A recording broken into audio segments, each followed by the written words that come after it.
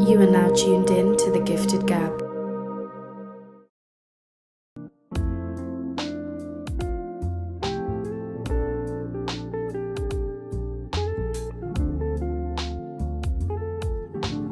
We are back. We are back. We're back. 2021, man. 2021. It's been a long time, you know. We had you back in, 2020? Yeah, I think it was like October.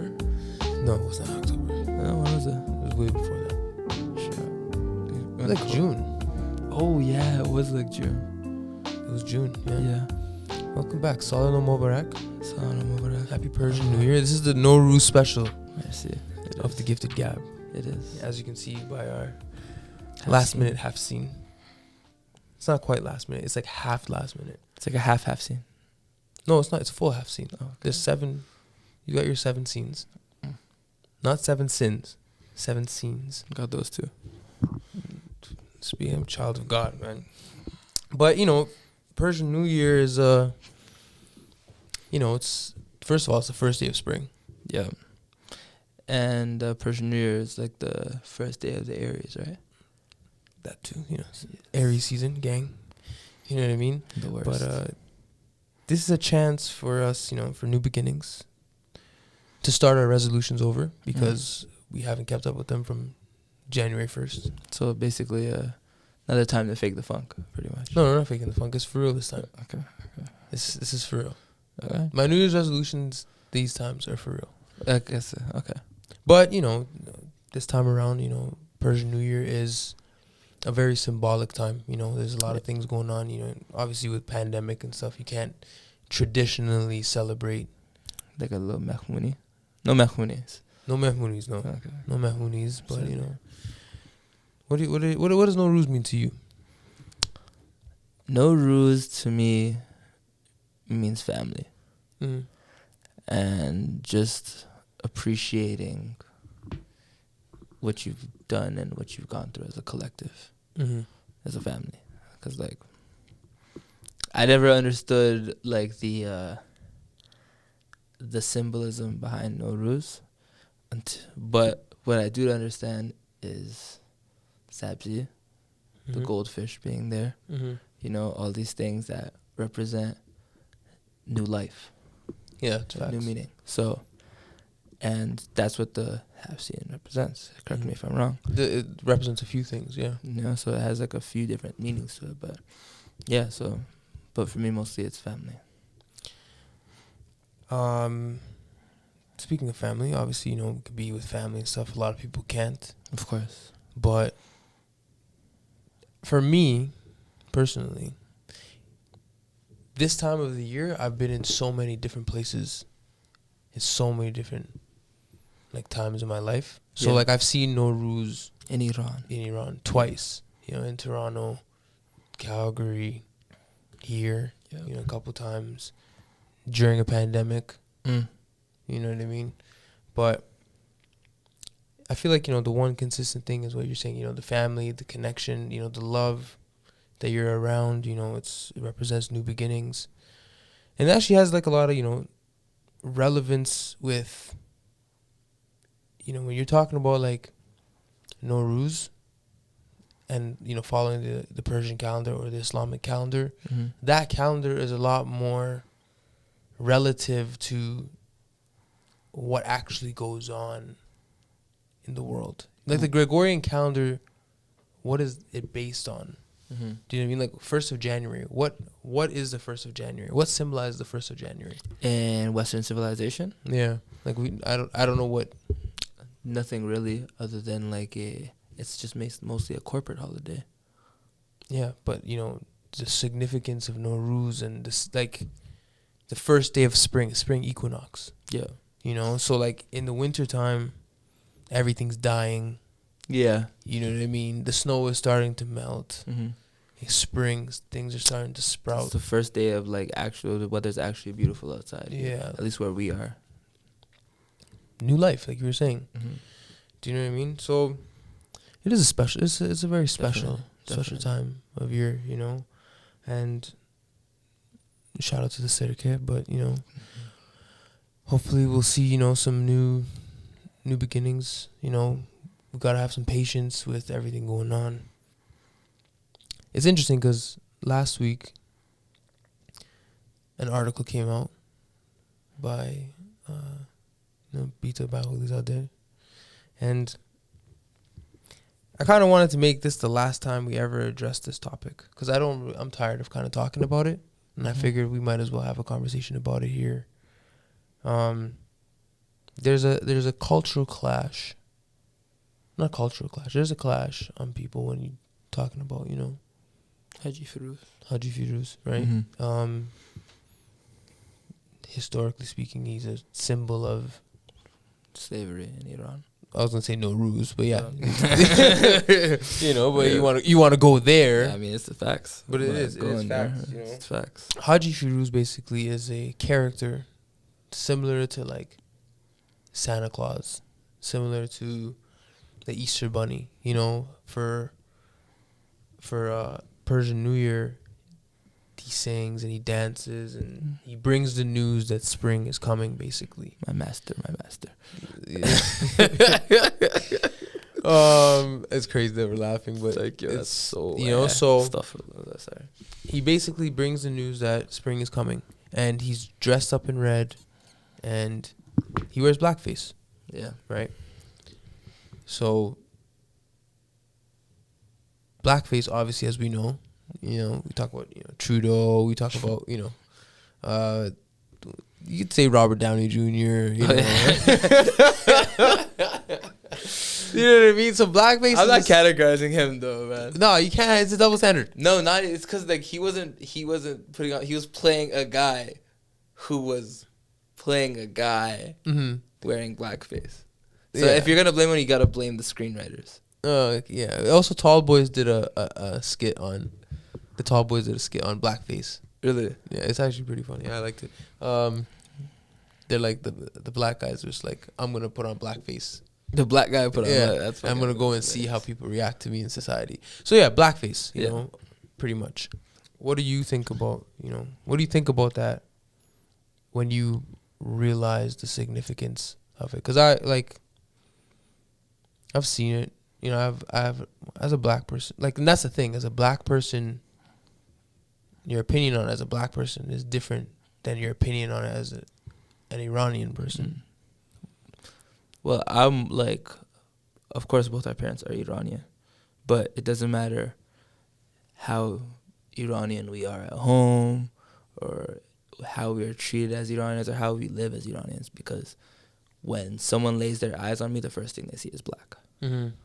And that's kind of how, I don't know about you, but that's how I've been identified my whole life. Mm-hmm. And learning more about Iranian culture, there is a lot of negligence to these kind of things. And it's not out of ignorance at first. When they first hear it, it's because they were never ever taught it. Yeah. And one thing that we have, if you don't know, you don't know. Exactly. And maybe that's a poor excuse, and maybe it's a bias because we are Iranian and we see it. But until you're aware of certain things, you're never really gonna think critically about people don't actually think critically about a lot of things. Of course not. We accept a lot of things as they're presented to us. How often do people, challenge news outlets, challenge media, challenge whatever they're fed? Yeah. So, especially if when you're having the conversation about race, racism, these kind of things, you're challenging people's ideologies. Ideologies. Whatever idea they might have in their mind, whatever thing that they believed in for so long,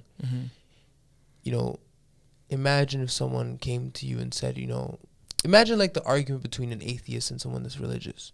Do you know what I'm saying? And the arguments escalate when there's conflicts between religion, when there's conflict between, politicians and stuff, because when someone is giving you facts and someone's presenting a point with evidence and all this stuff, it starts to shatter your Of course. belief system, what you believe. You know what I'm saying? Like, imagine like the first time you tell a kid that Santa Claus isn't real. You know, the Tooth Fairy isn't real. You know, like, sorry, kid. Oh shoot! I didn't. It's a tough thing to like swallow. Think about when, you know, you're in a relationship with someone. Your friend comes and says, "Oh, this person's been cheating on you for this amount of time. She's a dog." You know, like that. Like, you're in denial for a bit. Well, You know? It's the same thing with the whole Haji Firooz thing. Is people try to defend it with like, oh, well, it's not rooted in slavery. It's rooted in, you know, Zoroastrianism. It's rooted in this character Siavash, or like, you know, mythology, and, you know, or like stuff like that. Those are just excuses, though. Yeah, you know, because even like, okay, look at like Confederate flag. People will wave that around thinking it represents Southern pride. It's as much as people don't want to admit, it's one and the same. However, the history was erased.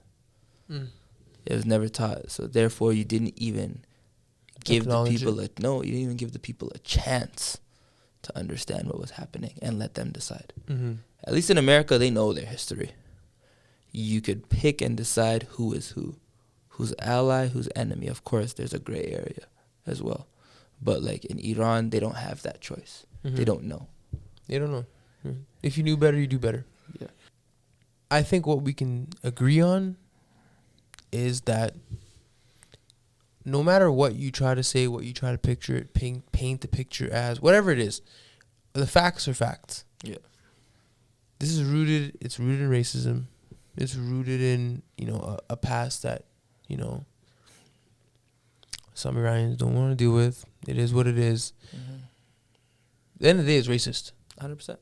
You know what I'm saying? And when I start to read, one thing that's really interesting with me is like the more and more and more I read, the more and more I feel like the literature I'm reading is reading me. You know, it's giving me a lot more context about who I am, what I come from, that type of shit. So when I'm reading this stuff about the origins of Haji Firooz, there's a lot of connections that I'm making that, you know, I wasn't able to make like prior to this, and just on how like black people did end up in Iran, you know. So it's definitely something that, in terms of Haji Firooz, we're gonna leave it at it's racist. Bottom line, there's no other way to cut it. Yeah. Like, if you have to think and ask yourself, is it racist? Is this racist? 10 out of 10 times, it's racist. Do you know what I'm saying? So, but, you know, that's not what we wanted. No. That we don't want to limit the conversation to just Haji Firooz. You know, Persian New Year is about much more than that. You know, it's about celebration. It's celebrating life, like you said, being with family. But, you know, that stuff always does come up, of course, around, you know, the New Year. And hopefully, you know, we can just nip that right in the bud and just, it is what it is, you know. Yeah. I call it how I see it. Facts. Call a spade a spade. Call a spade a spade, you know what I'm saying? So, enough about Haji Firooz. Yeah. What are your New Year's resolutions? Going into this new year, Finding you an Iranian woman? My mom would not allow that. Wow. Oh my god. It's okay. I asked Nima this question too. And what did he say? Sorry, Nima. Yeah, I remember. But we had this conversation. That's an off-camera answer. That's what that meant. I do miss Mehmoonies though. I miss Mehmoonies. I do too, I miss, man. like, you know, being with like a large group of people, because people don't know, like, Persian people turn up, bro. Like, Mehmoonies are like something you've never seen before, you know.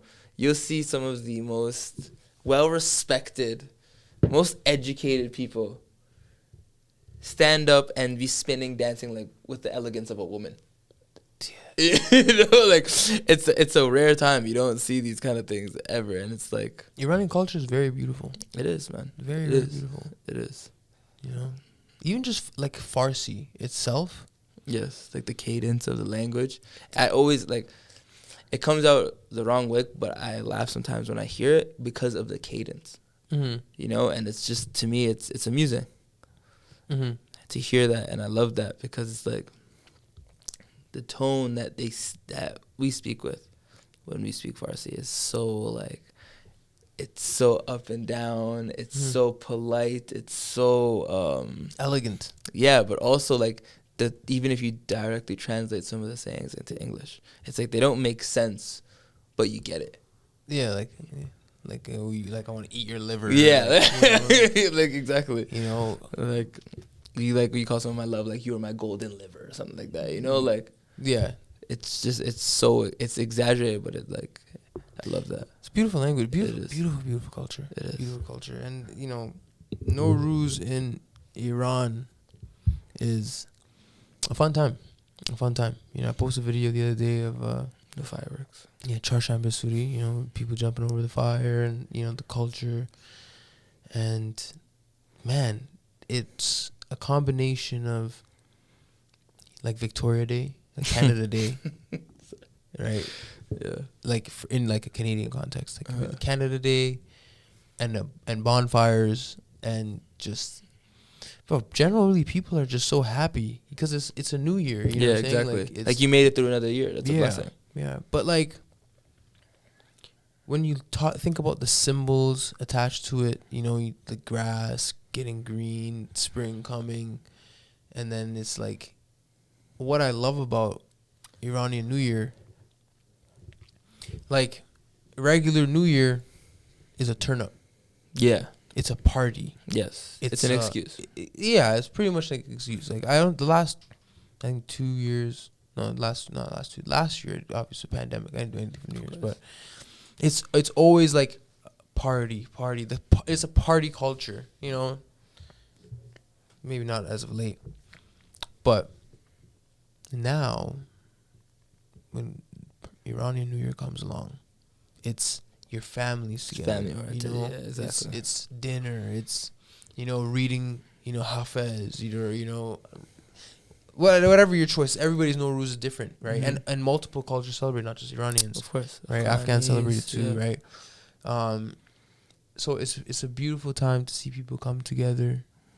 You know, I keep saying that part, but I'm excited, man, and I'm just excited for the year 1400 in the Islamic calendar. Yeah, that's powerful. It's a new century. It is. That's crazy. You know, it's a different kind of energy than what we were supposed to get with 2020. Everybody's like 2020 is the year, 2020 vision. You know, you can now have that energy for the year 1400. Yeah, you know, 1400. So tell me, I didn't get to let you finish. What are your resolutions? My New Year's resolutions is just to try to just get better every day, man. And whether it's my business, whether it's my branding, whether it's with writing, like just to better myself and to kind of just hold on to this this bond and this culture that actually COVID created. You know, and what I mean by that is that, like, spending time with the fam, you know, dealing with problems head on. And stuff like that. COVID has kind of forced people, me at least, to just face these realities and to actually bring people closer together, our family per se. So just to keep those moral values and to enhance them throughout the new year. So, you know, I know you picked up poetry again. Yeah. Writing. Is there any inspiration from, you know, Hafez, Rumi, you know, those poets from that side? You know, where do you draw the inspirations from? Tell me about the writing process. Tell us about Unlcky. You know. I'll speak into the mic. So, my bad. First and foremost. This guy, man. It's not your first time here, bro. Act like it. Yo, man. Just let me ease into it. To call you, can't be using some words on camera these days. Like, fuck around and get canceled. But I'll start with what my writing process is like. It's really like, well, I've just got into this about, I want to say, in December. I got back into poetry. And with all the free time, because we had the lockdown during the holidays, it was just easy to try to write out as much poems as I can. And I knew that the first ones weren't going to be good because I was rusty. So like in any sport, I'll call it a sport or art, you get back to something you haven't done in a while, you have to shake off the rust. So I just tried to just get out as much poems as possible as first. And once I felt comfortable with my writing and the words were coming together, and after I actually wrote that much poems, it got to the point where when I'd wake up and my mind is clear, my mind would be thinking in poems and in rhyme schemes. Mm. So sometimes I would just I would try to find a topic and spew out as much as I could. Sometimes it doesn't even make sense. It does, and sometimes it makes sense to me, but it doesn't make sense to others. And then sometimes I'll write a poem and it may seem scrambled to me, but when I put it out there, there will be tens of people who hit me up like, yo, like I felt this on a deeper level. And it's crazy because sometimes it just comes from within. Mm-hmm. So to actually answer your question, it's just the process has been a process itself. Mm-hmm. Where it's just like as you're writing, you're learning. So, yeah. Interesting. I mean, writing is one of those expressive things that are like you're putting everything down on paper. You know how I feel about writing things down and shit like that. So, why unlucky? Why unlucky? I feel as if everybody and their cousin has a story or a reason why they do feel unlucky. Mm-hmm. You know, and the actual meaning behind unlucky is that we're actually all not unlucky at all. It's just something that we are feeling. Mm-hmm. So think about like number 13, the meaning of number 13 in Canada, for instance. So in Toronto, some buildings don't even have 13 floors. Like it's that deeply enrooted. And that's like 12 and then 14. Yeah, you know. Yeah. So that was the number I wore playing basketball, and the meaning was, of course, to represent the hardships that I endured, that we endured, but also 1 being Allah, and then 3 being my family members. But then you look at people like Steve Nash or hockey players who wear number 13, and it's like they are doing that to fight the norm that is perpetuated. Because it's like, yeah, it may seem like we are unlucky, but we are really in control of our own luck. And that's the point of unlucky. Don't let these hardships control you, because we are in control of our own luck. Control your luck. I think that's really that's powerful. I actually never knew that about. You never actually talked about.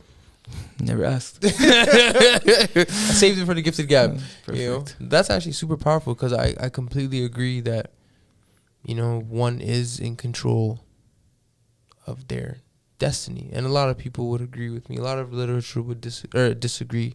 A lot of things would disagree. People would say, "Well, no, that's not true." But the fact of the matter is, you know, if you want something, you set out a plan, you go and you do it. That's the bottom line, of course, of anything. Of course, if it's to be, it's up to me, right?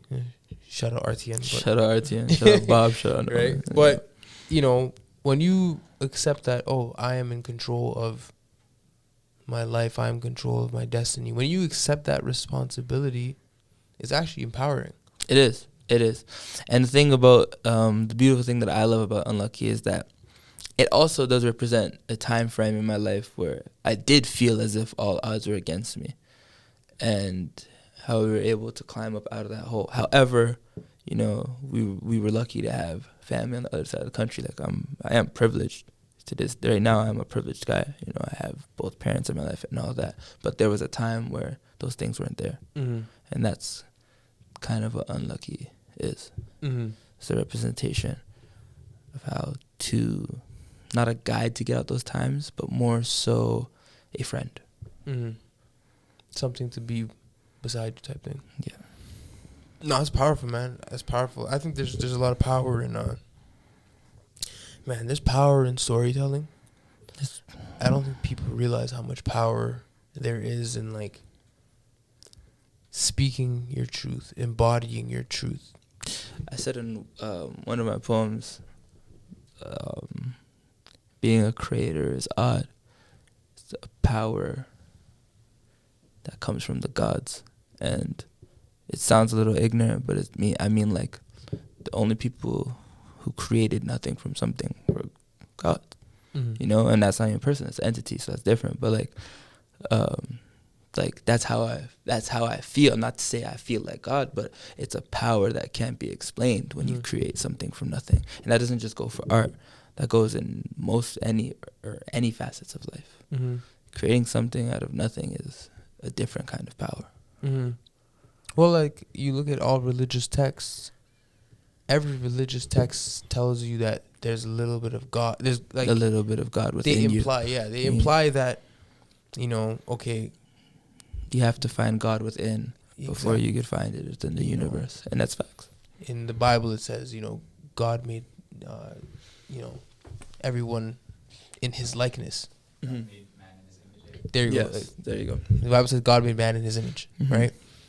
So when you think of that literally, it's such an abstract thing, right? It's vague. But when you really think about it, it's like, oh, okay, when Jesus said, He said, I'm I am God's son, God in the flesh type, thing. But like He was saying it to like, it was figuratively. At least in my beliefs, it was figuratively. So I think it's really powerful. As creators, we're creating. Everybody's creating different things, and like you said, we're creating things out of nothing. We're not saying that as individuals we're God, but to create something out of nothing is God like.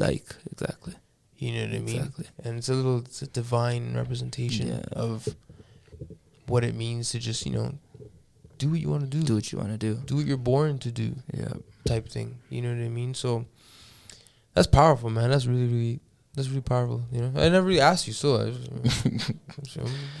niggas is busy, man. What do you mean, bro? Like, what do you want me to say? You say, hey, man, let's talk about life. Hey, man, we talk about a whole lot of things. We talk about a lot of things. Absolutely, and I think that's what's beautiful about Norooz is that we sit and you're with the family, you talk about things that you don't experiences, what this year was like. For me, I'm fortunate to just be around family. Yeah, that's like the biggest blessing, because ever since like I was in college, I don't think I've ever been home for Norooz since high school. Damn. And I'm about to be 25 this year, so that like I haven't been home for that long for this holiday. So I really haven't celebrated the holiday, because I would never celebrate it by myself. But thanks to COVID, we are almost living a lifestyle similar to our relatives back home, where work isn't work, and pushing forward this labor first, life second mentality isn't a thing no more. Like if most people are, I don't want to say living comfortably because that's ignorant, but a lot of people are able to spend these days with their family. Most people that I've talked to have said, thanks to COVID, I'm able to sit down and reconnect with my family a way that I never have before. And, that's good, because it shows us that there's another way to live life. It's not just work, go home, work, go home. That you could argue that that's a byproduct of capitalism. 100%. That's what I mean. But because once you realize that there's other things that matter, so once the health of the public was endangered, that was when we started to live life like we should be living life. But before that, which feels like a lifetime ago, everybody was in this constant cycle of work, home, work, home, work, home, work, home. And it's almost divine how COVID has humbled the world into reminding us what truly matters. It's actually amazing. And Norooz also significant. Like, the significance of it is like we're 1 year into the pandemic. Exactly. Like I think 1 year ago this weekend exactly was when I got the notification on my phone that, hey guys, there's no school tomorrow or on Monday because COVID has finally snuck its way into this region or X region. And I'm thinking to myself, oh, bless, I'm going to have the next week off of school. And 1 year later, it's like, it's crazy. Nobody could have foresaw this. People have thought, like, okay, yeah, a disease will come in and change life as we know it, but nobody could have foresaw this. Yeah, like, it's really shaken shit up a lot, and it's put people in an interesting position. I think it's put people in a very interesting position because now, whatever structure was is not no more. It's disrupted. So, and also what you're seeing also as well is we've seen what's happened with the stock market. Blockchain technology is starting to, take off. Do you know what I'm saying? This time last year, Donald Trump was president. Now it's Biden. Actually, nothing's changed in America at all. But it's just like everything that's transpired. It's like 2019 feels like 6 years ago. Yeah, definitely. 2019 feels so long ago, and I can't wrap my head around how much has happened since then, but also how much has not happened since then. Because it feels like so long ago. But you look at it, it's like we're 1 year into this pandemic. And based on right now, like whatever position you're in right now could be really interesting. So, I don't know, man. I don't know what to expect. I think all you can do is wake up, be thankful, praise God, and just what's next? What's today? What do we do? What do we got to get done? Healthy, above ground, people around me are healthy. Count your blessings always. You know what I mean? And for Norooz too, you gotta count your blessings. Yeah, man. Norooz love the symbolism behind it, man. Like it's weird because when I picture Norooz, I always automatically think of a goldfish or a sabzi, and it's like it seems like it may mean nothing to the general public, but those two things, like grass and the life of a fish, those symbolize life. And I think that is huge with Norooz as well. So everything has a meaning of its own. And that's different.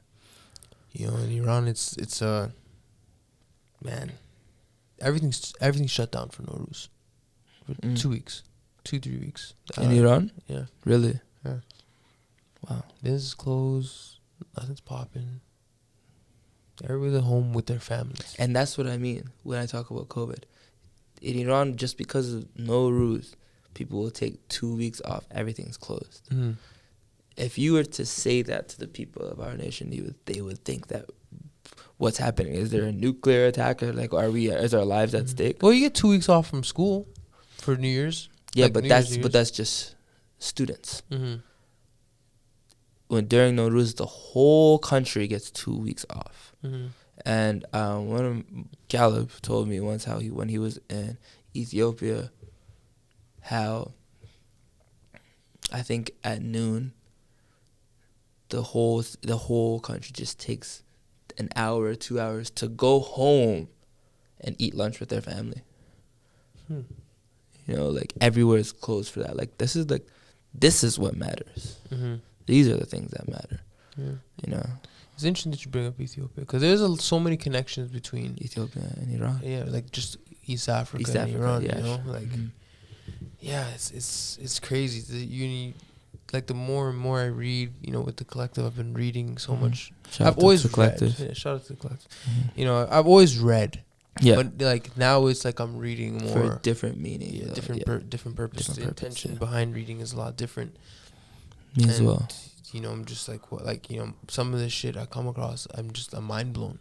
You know what I'm saying? I'm completely mind blown with some of the things I'm discovering, not only about the connections, but like about myself. Do you know what I'm saying? Like there is an explanation for everything. If you look for it. If you look in for the right places, you can find it. You know what I mean? So, yeah, and there's places in Zanzibar, you know, in Zanzibar that have, you know, the Shirazis went there, and there's, you know, streets written in Farsi. That's crazy. There's Iranians living there. You know, there's a lot of connections between the back and forth. So it's super cool to see. The world is a lot smaller than we think it is. Yep. You know, just like people just think everything was, you know, colonialism, and that was, you know, and no, people don't even think about the implications of that, you know. But there's so much other things happening in the world at one time that, you know, if you're seeking knowledge, if you seek to understand, you know, it finds you. What's the Rumi said? What you seek is seeking you. That's one of my favorite quotes, because it literally means that if you seek knowledge, knowledge will find you. Yeah, you have to go look for it. Yeah, if you seek love, love will find you. You seek success, success will find you. Exactly. You know, if you're seeking a bad Iranian girl, you know, she'll come find you. Ass fat, no work done. You know what I'm saying? Come find me. It'll find you. Bukhoda. You know, invite her to the mehuni. Bah, bah, bah. Bah, bah, bah. Khosh oomadi.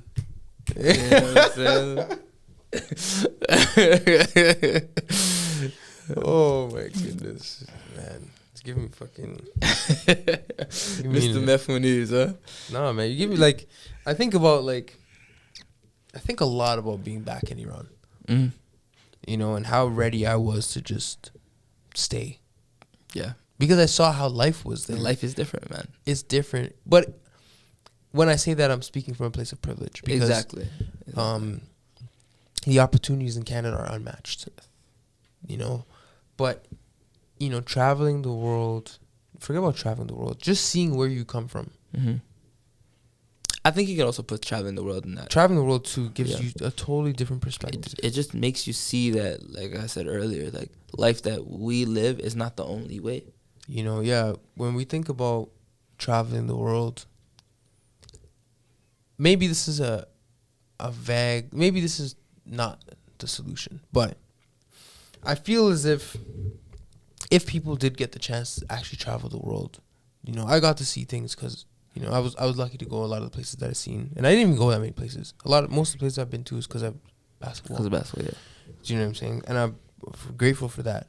And I imagine, well, what if, like, you know, the average person in Edmonton got to go see, you know, 5 or 6 different countries? What if every person in the world could see each continent? One country in each continent. Just to see what life is like beyond their bubble. Yeah. Do you know what I'm saying? Because it's so easy to live in your bubble. You know, for you and me, for us to denounce racism, it's easy because we grew up seeing everyone. You know, I was telling Gino, like, I had a teacher in high school. His name's Mr. Chin. He's Jamaican. Like, do you know what I'm saying? Like, yeah, he's an Asian guy that speaks patois. Yeah. But like for me, it's easy to comprehend because you're constantly exposed to that. You know what I mean? Or when people are, you know, you talk about, you know, West Indian people and how, you know, that's a byproduct of colonialism and everything that happened. You know, East Indian people, Asians, whatever. You see it all the time. Yeah. You know, living in a high-rise building, you see from like your door to, you know, getting on the fucking subway, you're seeing at least 30 types of people. Yeah. Do you know what I mean? So, like, it really comes down to exposure. I don't understand if you're constantly exposed to different cultures, if you're constantly exposed to different people, how one can still be racist. But sometimes the problem is that lack of exposure. You know, some of my teammates I had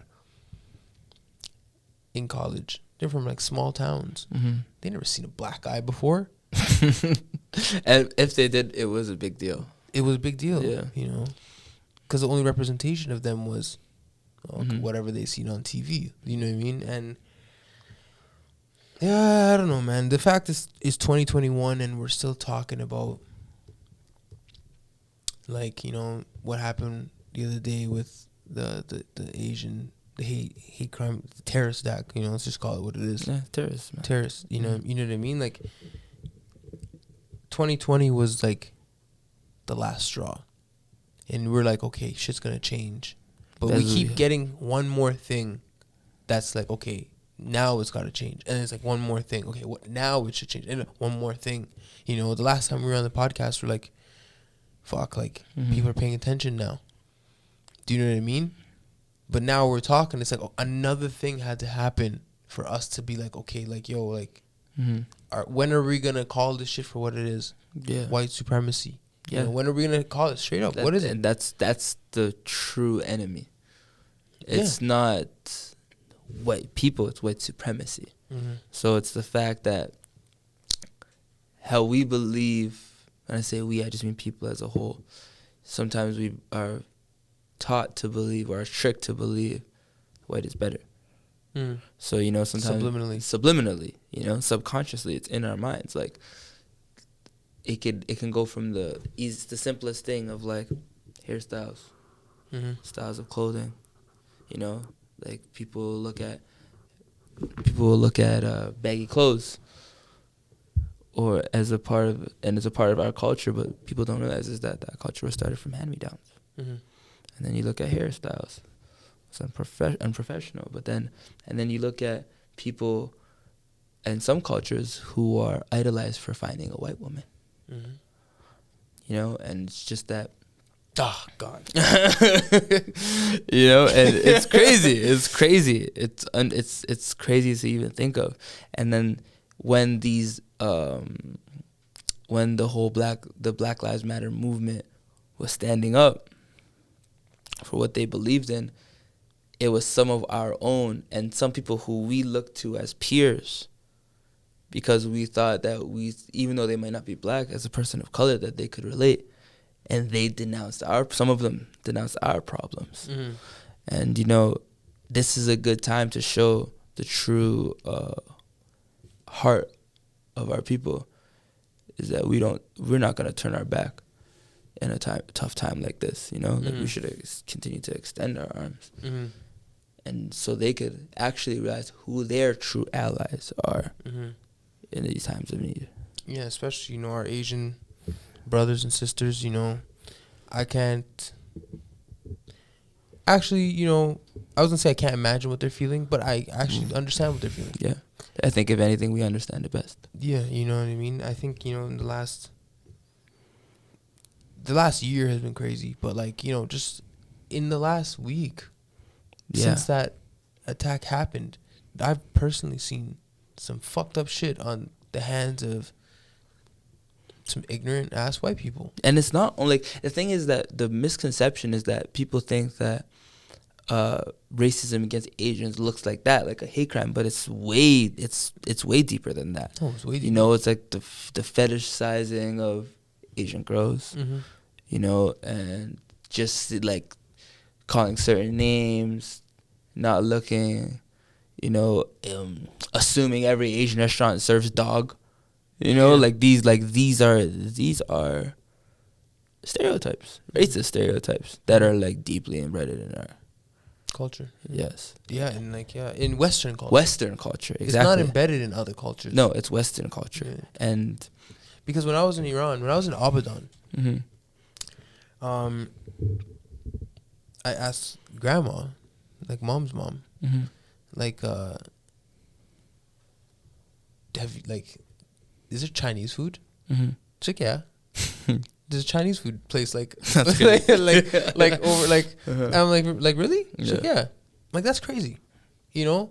But it wasn't met with any animosity at all. Yeah. Yeah.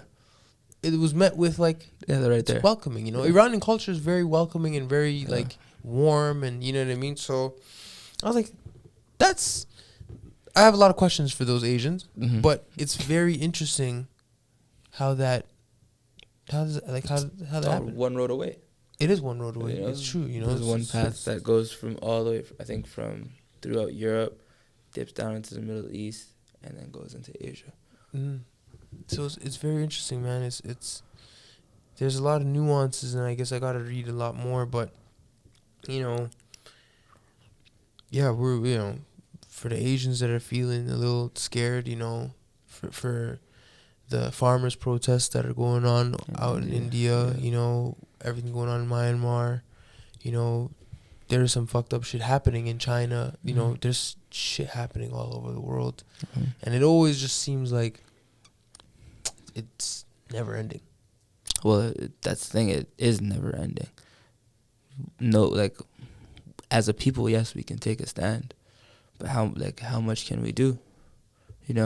And looking at it from protests in India, the Muslims being the genocide happening in China. So the people in the country are fighting against those things. People in India are dying from the protests, and the only help that they can look to save them, it's exterior. It's not, they can't do no more. That's why social media is actually very important. Exactly. That's why social media is actually very powerful, because think about it. 20 years ago, not even 10 years ago, I'll say 15 years ago, okay? If there was a protest happening in India, you wouldn't hear about it unless it was on the news. Fam, think about the Holocaust. It took years for people to know what was happening in Germany. Yeah. Years, yeah. Like literally years. Jewish people are being put into ovens and sprayed with deadly gas, and it took years for them just to hear about it. And then they had to go and finally confirm it. At first it was a rumor. Yeah. So social media is super powerful. It's giving these people who are being abused and taken advantage of, if they don't have the voice directly, someone does for them. And they will try to extend it to every hand that they can. And that is the importance of social media. And if it reaches the right person, all it takes is for the right thing to reach the right person. I think people don't realize how strong or powerful a repost can be. Because if something has happened, if this person's sister got kidnapped, 10 people repost it, one person sees it, and then that person seen that sister. Exactly. You know what I'm saying? That's everything right there. Right there, that's from those 10 little reposts, which is something so small. Yeah. For such a big issue, right? Those people probably can't get up, pick up a strap and go look for they can't do that. Do you know what I'm saying? But them reposting it might be seen on the screen of somebody that can actually do something. Even that saying that everybody in the world is 6 people away. Yeah, 6 degrees of separation. 6 degrees of separation. Yeah. So all social media has done is really just gap that bridge. You don't have to talk to those 5 people to meet the 6th person. If you post it and one of them retweet it, boom. It's 6 degrees turns to 100. Just like that. Just like that, yeah. So powerful shit, man. It is powerful shit. Powerful shit. Sometimes we misuse it. We do misuse it. Even I catch myself freaking on IG for way too long. Catch the time. Gotta turn this off, So it's easy to misuse it. It's like a drug almost. But it could be used. It could be used for the greater good, and we've seen it. We could applaud that. Yeah, man. This is crazy. These are the kind of conversations we have around the half scene during Norooz, and hopefully your repost might find Barz an Iranian woman to marry. یه خستگاری بگیریم. آقا بفرمایید. Yeah, man. Norooz 1400 here. Get those New Year's resolutions started. Ladies, if you missed out, you couldn't go to the gym. I know there was a lockdown. I know your New Year's resolutions fell short. Lockdowns are slowly getting lifted. You don't really need a gym, man. I got all the compliments to make you feel beautiful. Okay? There you have it. That's just like that. Unlcky Barz from Unlcky Family. It was a pleasure, man. Yo, time flies in this room. It's crazy. Yeah, it's like I was gonna say it's the opposite of the hyperbolic time chamber. Mm. The complete opposite. Salam Mubarak. I hope everybody has Mubarak. a good New Year. I hope it's filled Hidayah, with prosperity. I hope it's filled with, love, wealth, success, healing. I know a lot of us need some healing. Mm. And a lot of Persian food. Look at that juji kebab waiting. Oh yeah, bah, bah, bah, bah, bah. Just like that. Okay. Yeah. What? We gone.